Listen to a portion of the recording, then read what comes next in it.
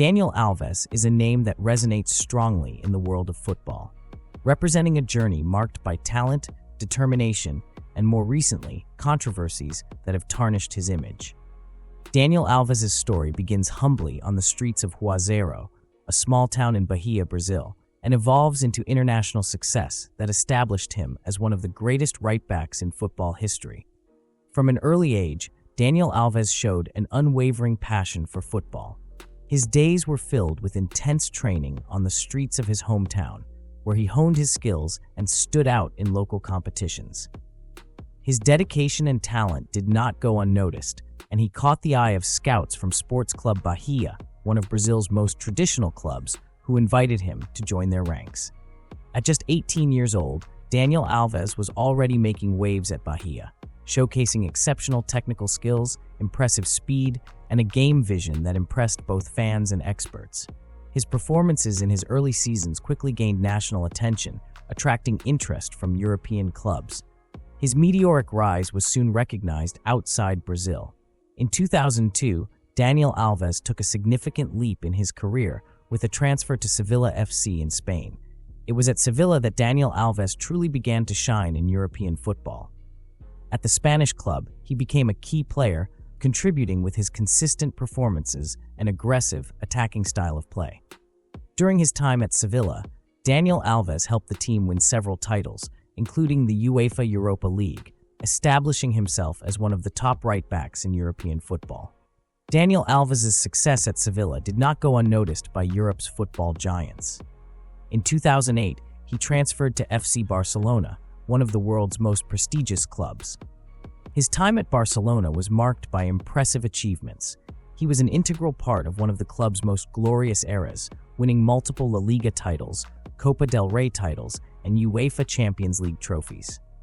Daniel Alves' playing style, characterized by his constant support of the attack and solid defensive abilities, perfectly matched Barcelona's philosophy, making him a key figure in Pep Guardiola's tactical setup. During his stint at Barcelona, Daniel Alves was part of the team that captivated the world with its spectacular football, known as tiki-taka, a style based on quick passes and constant movement. This golden era for Barcelona not only solidified the club's position as a powerhouse in European football, but also elevated Alves to global star status. After his time at Barcelona, Daniel Alves continued to excel at other renowned clubs. In 2016, he transferred to Paris Saint-Germain, where he maintained his high level of performance and added more titles to his collection. At Paris Saint-Germain, Daniel Alves helped the team dominate Ligue 1 and win several French championships, also being a significant presence in the locker room. Daniel Alves' experience and skills were also a major asset during his time at Juventus. Joining the team in 2017, he brought a blend of leadership and technical quality that was crucial for Juventus in both Italian and European competitions. However, the accusations against Daniel Alves, one of the most renowned football players today, deeply impacted his image and career. Known for his prowess on the field and significant contributions to the sport, Daniel Alves found his reputation jeopardized by a serious legal case that garnered widespread media coverage. In 2023, Daniel Alves was placed under preventive detention in Spain due to a serious accusation of intimate assault in a nightclub. The accusation was made by a young woman who claimed to have been the victim of a non-consensual encounter at a nightclub in Barcelona. The accusation shocked fans and the media, who were stunned to see such a revered figure facing such allegations. The preventive custody of Daniel Alves came as the investigation progressed. This type of detention is common in serious criminal cases and was intended to ensure that the player would not interfere with the investigation or attempt to flee. During this period, the legal process was surrounded by intense speculation and public discussion, reflecting the gravity and impact of the accusations. The case caused a significant uproar in public opinion, especially given Daniel Alves' status as a global football icon. His image as a dedicated and successful athlete was starkly contrasted with the allegations against him, leading to a reputation crisis. The player faced public cancellation, a situation where many of his admirers and sponsors began to distance themselves from him. In addition to the media repercussions, Daniel Alves also faced significant personal challenges. His family was directly affected, dealing with the pressure and stigma associated with the case. The emotional and psychological impact on his loved ones, along with the uncertainty of the trial, created a tumultuous scenario for everyone involved. The trial of Daniel Alves was a test of fire, not only to determine his innocence or guilt, but also to test his personal and emotional resilience. As the case unfolded, details were revealed and different versions of events emerged, making the truth increasingly obscure and shrouded in speculation. This complexity generated great anticipation and uncertainty, both for the player and the public. If you're enjoying the video, hit the like button. If you're not subscribed to the channel yet, click the subscribe button. The judicial process was far from being just a legal matter. It also involved a deep psychological and emotional impact for Daniel Alves. While the football world and fans eagerly awaited the verdict, Daniel Alves faced a difficult internal battle. His actions and choices were being scrutinized not only by the judicial system, but also by the closely following public. The pressure to deal with these accusations and their associated consequences was intense. On the day of his testimony, Daniel Alves faced a particularly challenging moment. In responding to his lawyer's questions, he showed great emotional fragility. According to reports from the newspaper Marca, Daniel Alves cried intensely during the testimony and struggled to complete his answers. He stated that he had consumed excessive alcohol in the early hours of December 31, 2022, which, according to him, contributed to his confusion and emotional state during the event. Daniel Alves' statement about alcohol consumption is a key point in the case narrative. The fact that he admitted to drinking too much can be interpreted in various ways, and how this is perceived by the public and the courts during the trial. His inability to respond clearly and coherently during the testimony only added more layers of complexity to the process. There are 3 alleged elements that prove Daniel Alves' violation in Spain, according to the court: the presence of injuries on the woman's knees, her behavior when reporting the incident, and the existence of sequelae. In the 61 pages of the sentence, it says the court found it proven that Daniel Alves roughly grabbed the woman, threw her to the ground, and, preventing her from moving, accessed her intimacy, despite the woman saying no, that she wanted to leave. According to the court, this constitutes the absence of consent, with the use of violence, and with carnal access. In the complex case involving Daniel Alves, the accusation made by the woman involved generated significant repercussion and added more layers to the judicial drama. The accuser's testimony was conducted under strict confidentiality controls, with the press being barred from following the process. This decision to restrict media access aims to protect the privacy of the parties involved and avoid the premature disclosure of information that could influence the trial. Daniel Alves' defense, led by his lawyer, requested new tests and a temporary suspension of the trial until these tests were completed. The intention was to ensure that all evidence was examined fairly and thoroughly before proceeding with the process.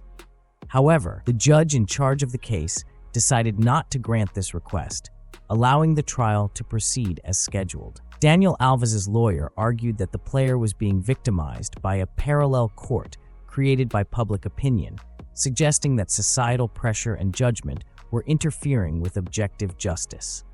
The defense also made a formal request for the trial to be annulled, alleging that the judge did not allow a second expert to analyze the accuser. The lack of a second examination was considered a critical failure in evaluating the evidence, impairing Daniel Alves' ability to defend himself adequately. During the trial, Daniel Alves categorically stated that he is not a violent person and denied forcing the woman to follow him to the bathroom, a central point in the accusation. He explained that, in reality, he waited for the woman and that she followed him willingly. This detail was presented as an attempt to show that there was no coercion or inappropriate behavior on his part. An intriguing aspect of the case is Daniel Alves' confession about his first version of the events. He admitted to having lied previously by claiming that he had no contact with the accuser. According to him, This lie was motivated by a desire to protect his wife from a possible confrontation with the truth. His admission of trying to hide information to avoid personal problems adds a new dimension to the case, further complicating public and judicial perception. The situation of Daniel Alves, former football player and one of the sport's icons, underwent a dramatic and complex development following the serious allegations of assault he faced. Daniel Alves publicly stated that he only became aware of the accusations against him through the media, which added a layer of shock and surprise to the situation. The revelation that his bank accounts were frozen and the loss of significant contracts in Brazil reflected the devastating financial impact the accusations had on his life. If you're enjoying the video, hit the like button. If you're not subscribed to the channel yet, click the subscribe button. The accusation involved an event at a nightclub where Daniel Alves approached a young Spanish woman. Bruno Brazil, a friend of Alves who was present at the time, testified that he did not see the victim crying or showing discomfort after leaving the bathroom where, according to the accuser, the assault had occurred. This testimony was crucial for the defense, trying to contest the veracity of the allegations and suggest that the victim's behavior did not support her version of the facts. After a lengthy judicial process, Daniel Alves was sentenced to 4 years and 6 months in prison. In addition to the prison sentence, the ruling included additional conditions: a 5-year period of supervised release and a 9-year restraining order from the victim after serving the sentence. The conviction also included compensation of 150,000 euros to the victim for moral and physical damages, as well as responsibility for covering the legal costs. In a significant development, Daniel Alves was released from prison, where he had been since January 2023, after paying a bail of 1 million euros. This decision was announced by the Superior Court of Justice of Catalonia and marked an important point in the case, allowing Daniel Alves to await the appeal process against his conviction while free. The granting of bail was a temporary relief for Daniel Alves, but did not end the ongoing legal battle. Regardless of the final outcome, the case of Daniel Alves serves as a grim reminder of the dangers of fame and the responsibility that comes with success. His trajectory, marked by triumphs and tribulations, would now be defined not only by the goals he scored and the titles he won, but also by the choices he made off the field. Daniel Alves' fall transformed him from hero to villain very quickly. The allegations of assault against a Spanish woman triggered a series of events that took him from the glory of the pitch to the dark corridors of prison. Daniel Alves saw his life unravel before his eyes, with preventive detention, public trial, and social condemnation forcing him to confront his own humanity. In prison, away from the stadium lights, his strict routine, far from the luxuries of his former life, was a testament to his determination and resilience. As he struggled to maintain his sanity and integrity, he found himself compelled to reflect on his past and his future. Redemption for Daniel Alves seemed distant, but not impossible. With the support of his family and friends, he committed to facing his demons and seeking a second chance. His journey to redemption would be arduous, but he was determined to rebuild his life and reputation, step by step. The truth about Daniel Alves will not be defined by his past mistakes, but by his ability to learn and grow from them. His redemption is a story of courage, perseverance, and hope, a story that inspires all those facing challenges and seeking a second chance in life. It serves as a warning and lesson to men. When starting a new relationship with a woman, create digital evidence that she is willing to engage with you and that the interest is mutual. Request an audio, a video, or a text message. This is the lesson Daniel Alves imparts. He claims his innocence, but a scratch on the woman's knee, which could have occurred before, after, or even during the act, cannot be confirmed with 100% certainty. It is very strange to have a scratch on the knee in the bathroom, as people are usually standing during such activities in that location. Could someone have set up Daniel Alves? Similar attempts have been made against Cristiano Ronaldo and Neymar. It is always good to stay alert. If you liked the video, hit the like button. If you're not subscribed to the channel yet, click the subscribe button, and I'll see you in the next video.